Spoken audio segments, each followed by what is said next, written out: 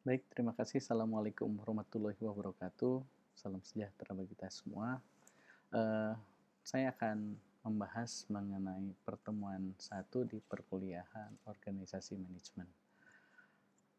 Materi-materi yang akan disampaikan pada pertemuan online berikutnya akan saya bahas di pertemuan ini. Jadi, buku bacaan yang perlu Anda pelajari adalah buku Pengantar Manajemen karangan Dian Wijayanto, penerbitnya PT Gramedia Pusaka Utama. Kemudian juga Pengantar Manajemen 3-in-1 karangan Andre Ferianto,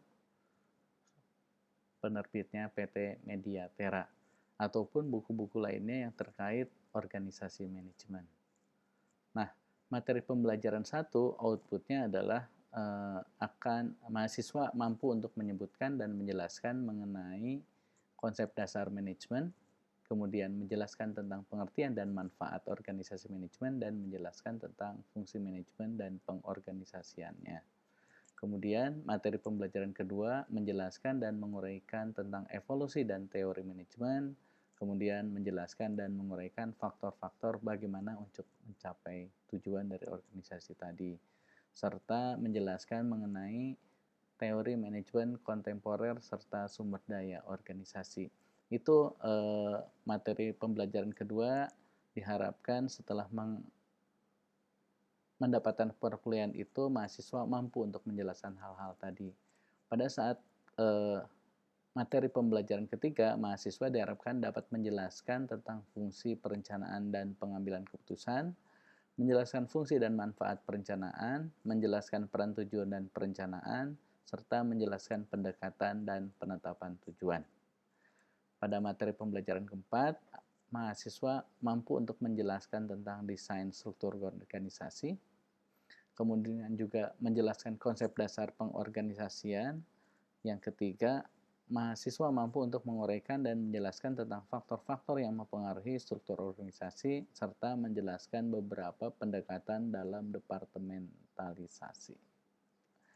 Pada materi pembelajaran kelima, mahasiswa sudah akan dapat menjelaskan mengenai faktor individu dalam organisasi, menjelaskan faktor individu dan kepribadian, kemudian menjelaskan perilaku individu dan sikap berorganisasi.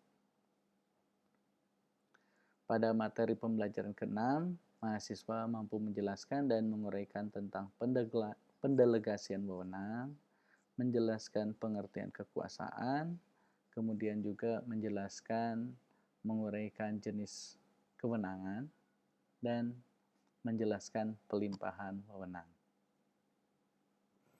Pada materi pembelajaran ke-7, mahasiswa akan mampu untuk menjelaskan tentang fungsi dalam organisasi, menjelaskan tentang manajemen sumber daya manusia dan segala fungsinya, menjelaskan tentang manajemen operasi beserta fungsi dan perencanaannya, kemudian menjelaskan manajemen persediaan.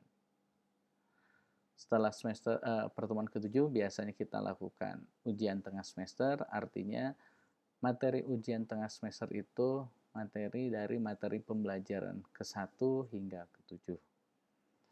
Nah, setelah ujian tengah semester, kita akan masuk ke materi pembelajaran ke-8. Di situ sudah masuk dalam hal leadership. Materi pembelajaran ke-8 ini, mahasiswa dapat menjelaskan tentang pengertian motivasi dan kepemimpinan, kemudian juga teori motivasi kontemporer, dan perilaku kepemimpinan dan sifat kepemimpinannya.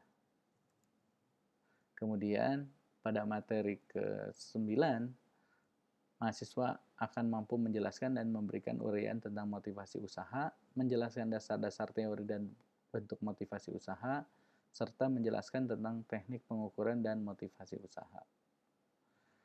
Pembelajaran materi ke-10, mahasiswa mampu menjelaskan dan mengembangkan tentang faktor individu dalam organisasi dan motivasi, menjelaskan manajemen dan organisasi, serta menjelaskan pengaruh individu dalam organisasi dan motivasi. Materi pembelajaran ke-11, penjelasan tentang dasar-dasar kepemimpinan, juga penjelasan tentang gaya kepemimpinan, dan menjelaskan dasar dan sikap kepemimpinan yang efektif. Kemudian menjelaskan karakter kepemimpinannya. Pada pertemuan ke-12 akan dijelaskan mengenai konflik dalam organisasi, pengertian kelompok dan kelompok kerja, penjelasan kelompok kerja formal dan informal, penjelasan data manajemen konflik.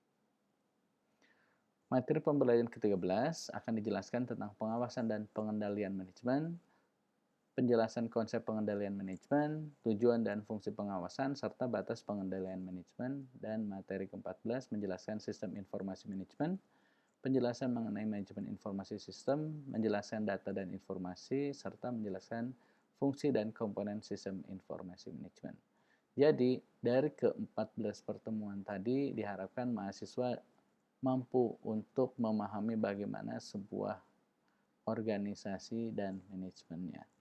Pertemuan ke-8 hingga pertemuan ke-14 merupakan materi untuk bahan ujian akhir semester. Itu barangkali yang akan didapatkan pada perkuliahan online mengenai organisasi manajemen. Selamat mengikuti perkuliahan ini. Terima kasih. Assalamualaikum warahmatullahi wabarakatuh.